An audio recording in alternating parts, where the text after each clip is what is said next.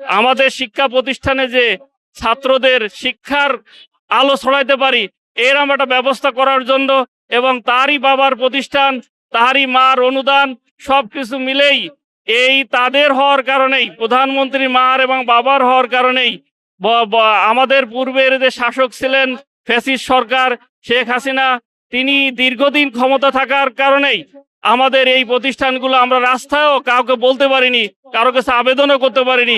যেহেতু আমাদের এমন এখন একটা সময় এসেছে, প্রধানমন্ত্রী দীর্ঘ 17টা বছর পর এই দেশে আবারও নাগরিকত্ব পেয়ে আমাদেরকে অভিভাবকের দায়িত্ব পালন করছেন।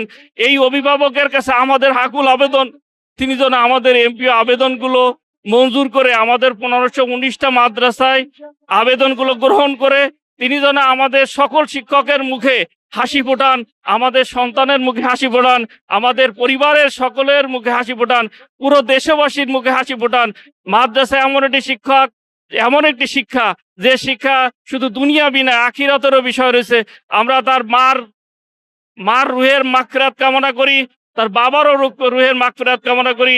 আমরা এখানে নামাজরত অবস্থায় তার বাবার জন্য মার জন্য দোয়া করে যাচ্ছি, তিনি যেন আমাদের প্রতি সুদৃষ্টি রাখেন, এবং বর্তমানে যে শিক্ষামন্ত্রী আছেন তিনিও বিষয়টি বিবেচনা করে আমাদেরকে দ্রুত একটা সমাধানে দিয়ে শিক্ষকরা যেন সুন্দর এবং হাসি মুখে এখান থেকে যেতে পারে, এই আশা ব্যক্ত করে আমি আমার বক্তব্য দীর্ঘায়িত না করে শেষ করছি। আসসালামু আলাইকুম ওয়া রাহমাতুল্লাহ।